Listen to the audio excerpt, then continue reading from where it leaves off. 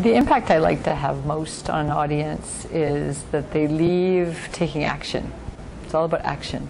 So we can talk about philosophy and we can talk about principles and we can share stories, but I think it's most important that people leave going, I know what to do now.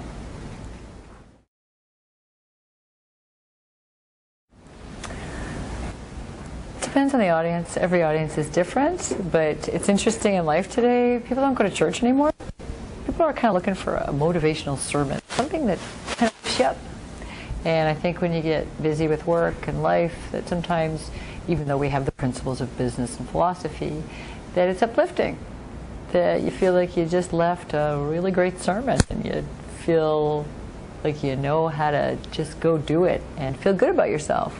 I think there's enough things from media to culture that can make people feel badly about themselves. And so I think it's important to strip that stuff away and bury it. And that's a real priority for me. My favorite group, I really love speaking to women. Women's groups are fantastic. I find women mobilize. Rural communities, I love going into, I'm from a rural community, and I'm always on a wild adventure when I go into a rural community.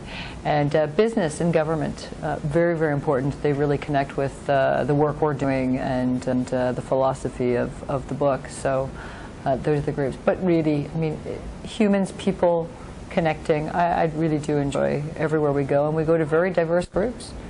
You know, from women's groups to Chambers of Commerce to conferences to elections, Nova Scotia, name it. We're booked, so I'm pleased. I do a lot of work. For example, the talk I gave when I opened for Kevin O'Leary, I spent 3 days on that 10-minute talk. It was a very important talk to me. Kevin was happy. So I ask a lot of questions. I like to speak to the organizers well in advance. I like to find out what the challenges are of the group. And then I like to do my own homework. And I present the speech, I write it, I work on it, and then I throw it away. I don't believe in notes. I believe you have to do the homework, but you have to speak from your heart. And you should have done your homework before you arrived.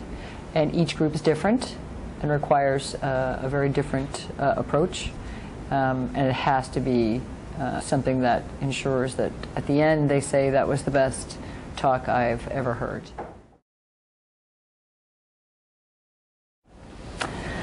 They're all memorable. I always have stories. I go home from every talk and I always say to my partner Michael, I always go, that was the best talk I ever gave. And he says, you say that after every talk. But each one feels amazing. But I think that I think the most memorable was, opening for Kevin O'Leary. After being on Dragon's Den and winning, and of course he not believing in the kind of business that I do, certainly at least that's what came across in the talk. Opening for him was quite a pressure, but a wonderful one, which I delivered on, and it was really beautiful to return back to the table and have him say, great job. So to take opposing ideas, to take people who live differently, and to be able to connect that. And I think that's really required in this day and age, in business and government and building peace. So bridging gaps between conflicting ideas is really important to me, and building harmony. So that was a very special talk.